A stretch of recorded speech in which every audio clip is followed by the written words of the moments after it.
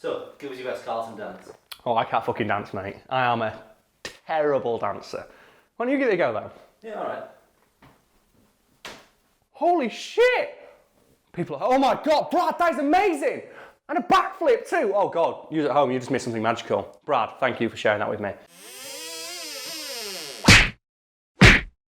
If you ever watched The Fresh Prince of Bel-Air and managed to avoid hugging the screen whenever Uncle Phil appears, you may have wondered, why is Will Smith's character called Will Smith? The story goes that before the show even went to air, Will Smith and Alfonso Ribeiro, or Carlton, were having a discussion about what Smith's character should be called, because they couldn't decide on what his name should be. So why was that particularly important? It's just the name of his character.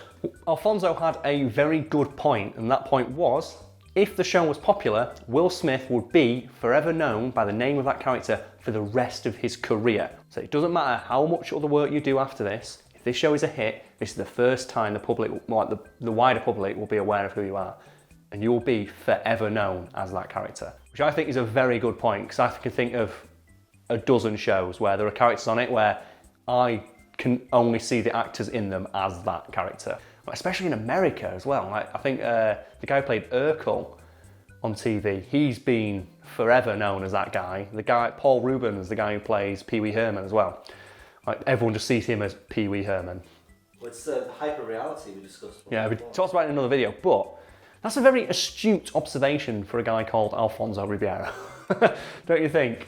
Are there any actors now that you just see as their character? Because this is like, I think this is a fucking hilarious problem that actors have to suffer from, because they get so annoyed about it. It's like, no, I'm an actor with range. I'm not just this one character. Ross Kemp managed to avoid it. That's because he had a show called Ross Kemp. Yeah, that's the only way you can do it is by you've got to make a show where you're called Ross fucking Kemp. But then you have it the other way around, where now he's just known as Ross Kemp. Like Bear Grylls could not be in a TV show. He's just Bear fucking Grylls.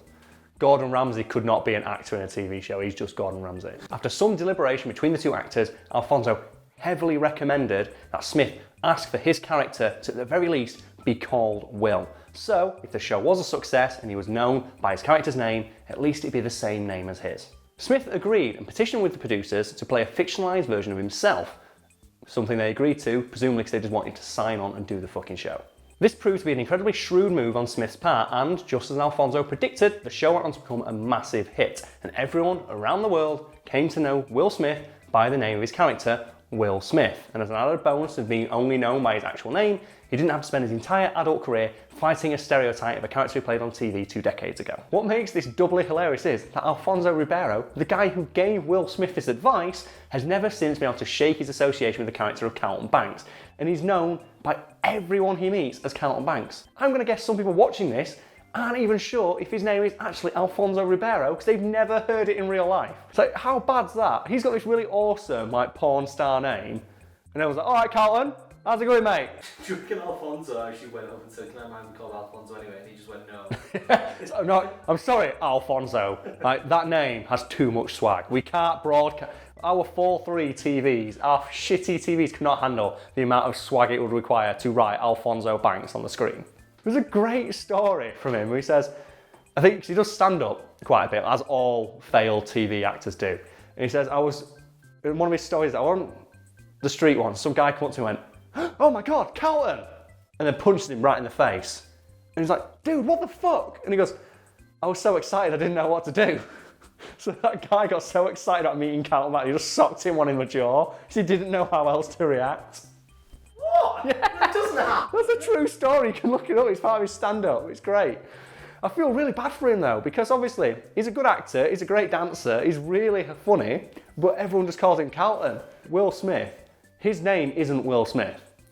And this is fun. A lot of people are thinking, oh, what's his name? William Smith? No. His name is Willard Smith. Willard Carroll Smith Jr.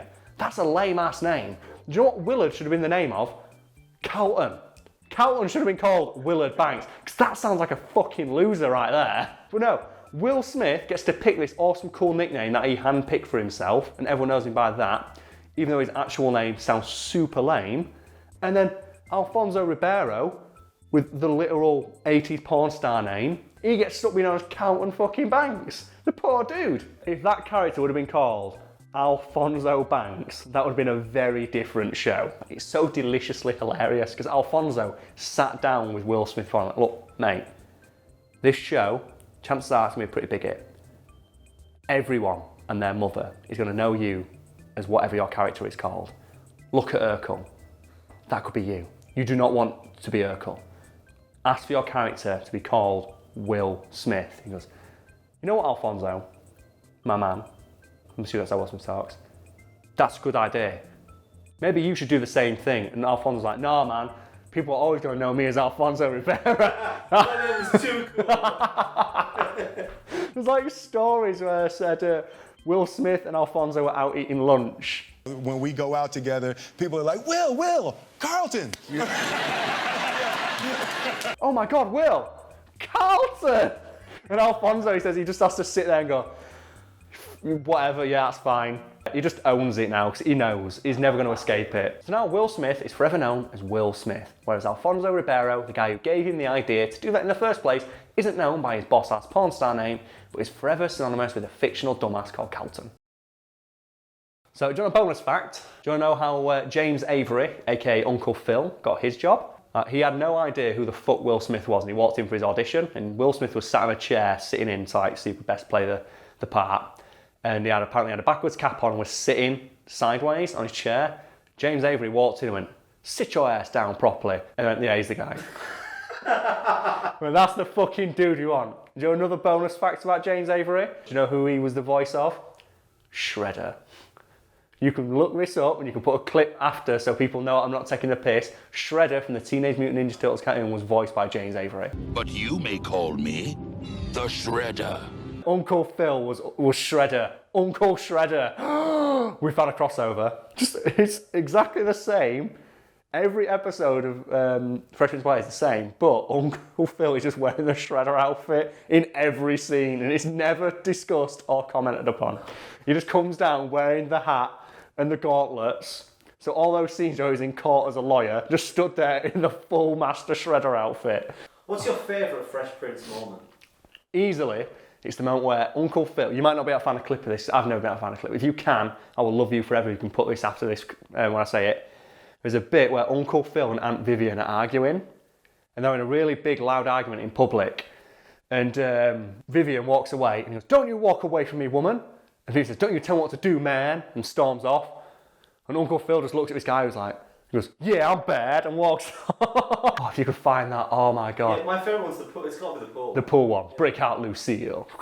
And he's eating the sandwich as he takes the shot. It'd have been a very different take if he said break out Lucille and Jeffrey had pulled out that dead. Just baseball bats everyone in the thing and just takes the money and goes, never speak of this again. So let us have a comment of subscribe and likes. Oh, cool, yeah. What he said. Comment of subscriber likes. Awesome, right? Is there anything else we need to do today? Go for a story of sorts. Oh yeah, we've not done one of those in a while. What would you like to know? You got any stories about moving house? Like Will did? Oh, I could tell the saga of the fucking oven. I moved in on my own, I think like a year and a half ago, because I want to live on my own. I write for a living. I want to make my statement and say, I'm going to live in a house on my own. Just to prove that I could more than anything. So I got in this little house. It had a bedroom, it had a kitchen, it had all those fancy mod cons that you kids want. I had a toilet and everything. The toilet's a different fucking story. I'll mention this as an aside. My toilet was right next to my radiator. I could not figure out how to work my heating. So every morning, my radiator went boiling hot for about 2 hours. You have no idea how hard it is to wipe your fucking ass when the radiator is here. So many times, I was going to wipe my bum, and I'd put my elbow out like that, and it touches the boiling hot radiator, and what's your natural reaction when you burn your elbow? Ah! That happened. Did you get shot on the walls? Only once. Probably a good job I lived on my own for that. Oh my God, Carl, you okay? They just find a... Oh my God, is that blood? Oh God, no! Yeah, that was the thing though. So the house wasn't great, we can establish that. My oven didn't fucking work. Right, I took the house as seen, so I just wanted to move in. Right, so it was an old gas oven, and the oven just wouldn't fucking light. It would stay lit for about 10 seconds and just go out. The top worked, the range, but the other thing didn't. And I was like, oh, fuck's sake. Right, all right, so I call up my letting agent. I'm like, look, my oven doesn't work. The range does, the grill does, but I can't cook anything in my oven. Can you send someone to fix it? Oh yeah, well, we'll have someone round within a day to look at it. Oh, that's really great, yeah. They didn't come round in a day. They didn't come round the next day either. 2 weeks later, no fucker had come round. So I ring him up again. Right, I'm really sorry, but my oven needs to be fixed. I don't know if you want to replace it or to fix it, but I'm sick of not being able to use it. Send someone else to fix my oven. So at this point, I wasn't that angry, I was annoyed. They went, oh, yes, we've got a workman's report. He came in when you were out. Oh, that's weird, I work from home. But sure, yeah, he came in when I was out. He said he's going to fix the part. It'll be done on Thursday. Oh, wow, that's great. And I came in, and I had bought a pizza. So I went, yeah, I'm going to get an oven. I'm going to buy a pizza. I can finally cook this pizza. I went, oh, the oven still looks the same. They must have fixed it. Click. This oven hasn't been fixed. And you know what? Something's really hard. Cooking a fucking pizza under a grill. Because I had to put it on a little tray, because my grill was this big, the pizza's this big. I was rotating the pizza to try and cook it evenly throughout, and burnt one edge. Ruined in the bin straight away. I went, fuck's sake, you know what? Next day, can you send someone out to fix my oven? This goes on for about 5 months. I am not fucking kidding. It was back and forth that long, right? And it got to a point where I was calling them up and saying, yes, it's me again. Can you send someone to fix my oven? Say, you call about this a lot, don't you, Mr. Smallwood? Because I want you to fix my fucking oven. That language isn't really appropriate. I think it is. Fix my fucking oven. And they just hang up. And I call them back. I was so annoyed. It's like, we don't want to talk to you, Mr. Smallwood, if you don't support proper. I'm like, fix my fucking oven. This has been going on for 5 months. I'm really pissed off now. I moved out after 6 months. I couldn't take it. When I told them that I was going to move out, I said, I'm moving out in 3 weeks. I just want to let you know. Oh, that's weird. We're sending someone to fix your oven tomorrow. Oh, wow, great. And you know what they did? They bought me a new one. And here's the fucking icing on the cake. This is absolutely true. They bought me a brand new oven. I went, oh, wow. So I've got a week left in this place. I've got a new oven. At least I can have a pizza. So I bought another fucking pizza to go cook.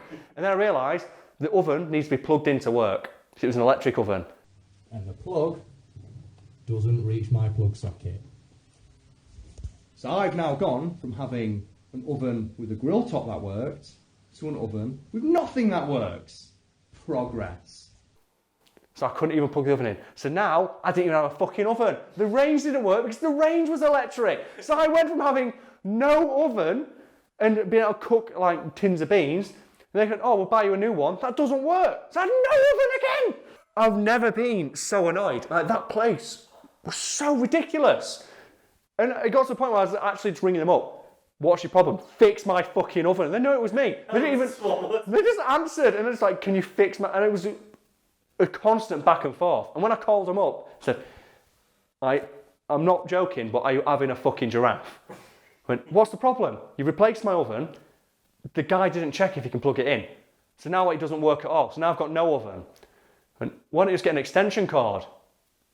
Oh, great, yeah, put a massive fat extension cord on my side. That's going to be a great way to sell it, innit? Oh, here's the oven, here's the 40-foot extension cord to make it reach the extra 2 inches because we couldn't fucking be arsed to do it. Oh. So what I did when I moved out of that place is, they put a sign outside my house saying, to let. So I tore that fucking sign down and put it in my bathroom. And do you know what they did? They sent someone else out and put up another one. And I stole that too. And this went on for about a week. And I ended up with about 3 or 4 of those signs. And they rung me up saying, oh, Mr. Smallwood, do you happen to know where any of the signs are going outside your house? Someone appears to be stealing them. And they knew it was me. Because I didn't take the entire sign. I used a penknife to cut it off of the sign. Because they nailed it onto it. And then left the little bit that was still nailed to the sign on. And then, oh, do you know where that is? And I was stood there next to like 2 of them going, no clue. I'll keep an eye out for you if you want.